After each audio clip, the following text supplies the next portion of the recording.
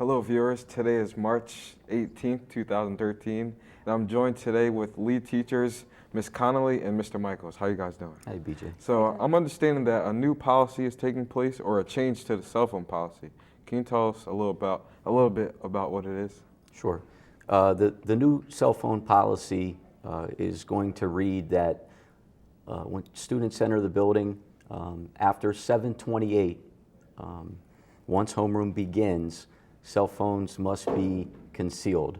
Also, electronic devices, iPods, earbuds, headphones must be concealed, not visible, not heard also. Right. Do you have anything to add to that? No, we're recommending for students to put their cell phone in their locker.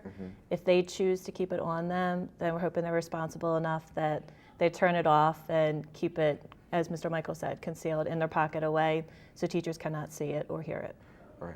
Yeah. I think I know what concealed means, but can you clarify what you actually mean by concealed? Sure. Concealed is just what we stated earlier, not visible. So you're in the classroom. Somewhere, if you choose to keep it on you, it cannot be seen. Right. And what are the consequences to this? The first offense is pretty similar to what we're doing now. If you have your cell phone visible or it goes off in the classroom, it will be confiscated. Security will be called. The cell phone will be logged into a spreadsheet down at the discipline center. It will be locked and stored away until the end of the day, at which time the student can come retrieve it for the first offense. You want to talk about the second offense? Sure.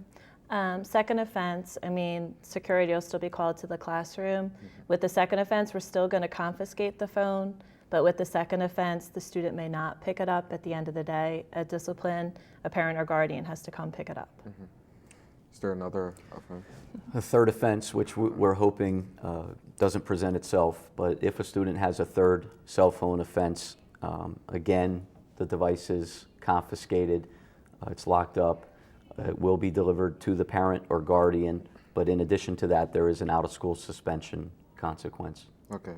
So what if a student refuses to turn in their cell phone?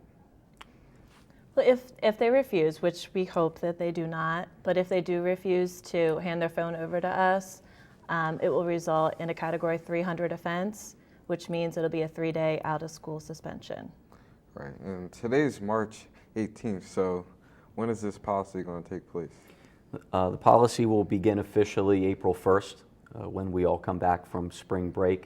So we're taking an opportunity today and throughout the week to kind of roll it out.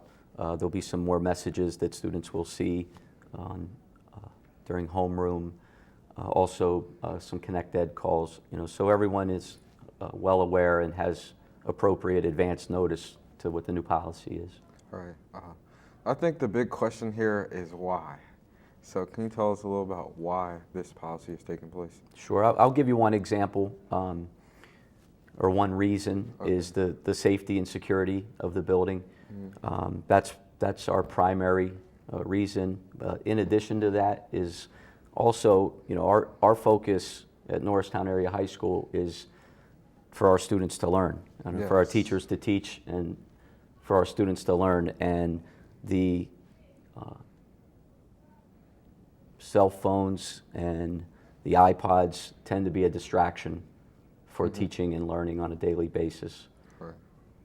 So I know it's pretty close to the end of the year here, so were there any events that, led up to this? Because people are saying, like, it's the end of the year, so, you should be more lenient with the cell phones. Right. Especially I'm a senior, and I've been on Twitter, and I've seen, seniors kind of upset about that because they feel as though the underclassmen, have ruined it for everyone.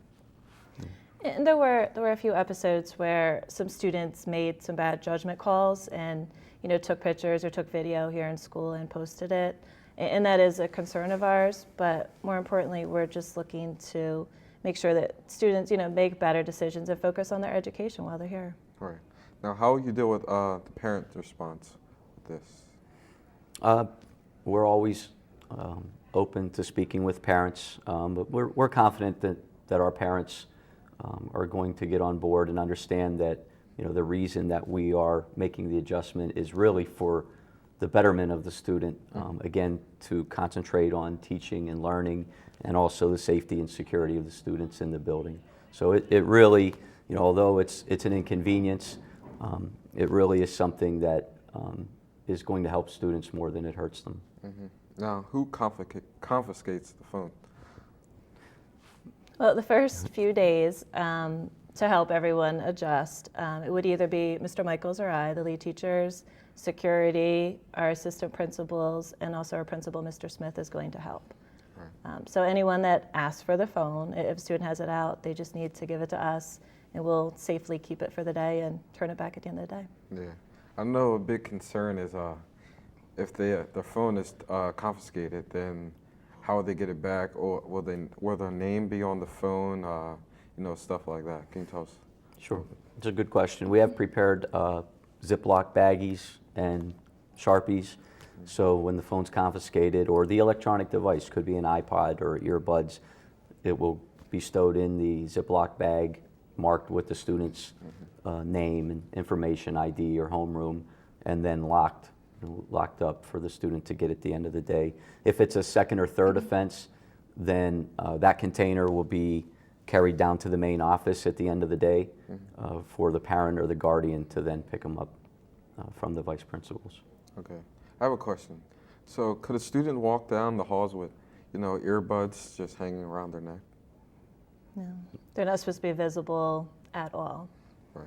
So it's just not cell phone. Can you give us examples of different types of electronics? Sure. Well, earbuds is a common one, a popular one. The Beats, headphones, iPods, any electronic device, in addition to cell phones, should all be concealed, put away. Yeah. I'm working on my senior English paper right now, and we have to read a book. And there's a student in my class who has a Kindle. Would that be unacceptable?